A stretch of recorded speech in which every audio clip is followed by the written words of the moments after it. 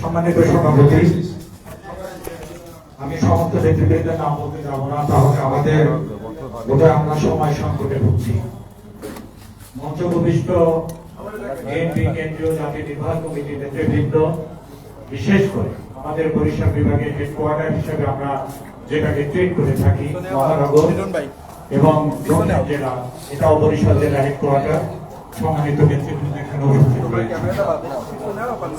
আজকে এখানে উপস্থিত রয়েছেন হিন্দু সম্প্রদায়ের বিভিন্ন সংগঠনে, যেগুলি রাজনৈতিকরা অথবা প্রেশার গ্রুপ হিসেবে কাজ করে থাকে সঠিক পথে সরকারকে পরিচালিত করার জন্য বা তাদের দাবি দাওয়া পূরণ করে এমন কিছু সংগঠনের সম্মানিত নেতৃবৃন্দ।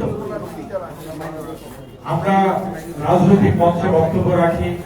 আজকে আমি এখানে এসে সুরঞ্জিত লিটুর বক্তব্য শুনলাম, চমৎকার বক্তব্য, উনি বেশ চমৎকার কথা বলেছেন। আরো যারা রয়েছেন সবার বক্তব্যের মধ্যে আমি দেখেছি বুঝে কথা বলা, সুন্দরভাবে উপস্থাপন করা, অথবা কঠিন কথা সহজ করে বলা, লম্বা কথা ছোট করে বলা, সবাই অভিজ্ঞতাটা রয়েছে। সবাইকে আমি আমার পক্ষ থেকে আন্তরিক শুভেচ্ছা জানাচ্ছি।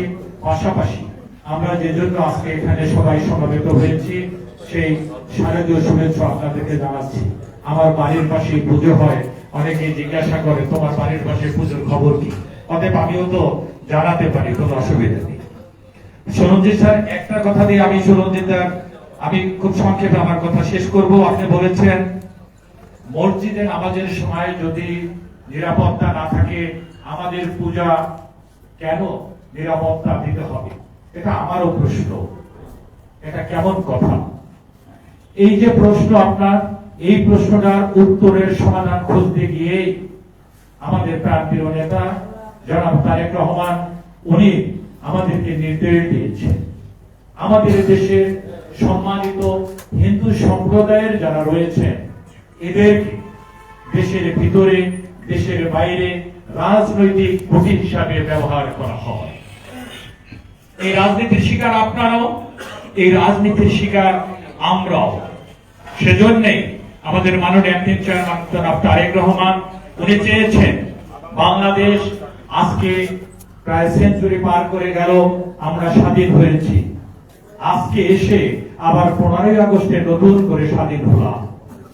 আমার মনে হচ্ছে এই স্বাধীনতার মধ্যে দিয়ে হিন্দু মুসলমান যে রাজনৈতিক, যে মানসিক, যে সামাজিক গ্যাপ রয়েছে কিছু কিছু জায়গায়, এর মধ্যে একটা সেতু বন্ধন রচনা করার জন্য যারা আঞ্চলিক নেতৃবৃন্দ রয়েছেন জেলা এবং মহানগরের, তাদেরকে নির্দেশ দিয়েছেন তোমাদেরকে হিন্দু সম্প্রদায়ের সম্মানিত যারা সদস্য রয়েছেন তাদের সাথে আন্তরিকতা বাড়াতে হবে। সামাজিক দায়িত্বশীলতার অর্থ এই নয় একটি ধর্মের অথবা আমার কিছু পছন্দের ব্যক্তি, এটা কখনো হতে পারে না।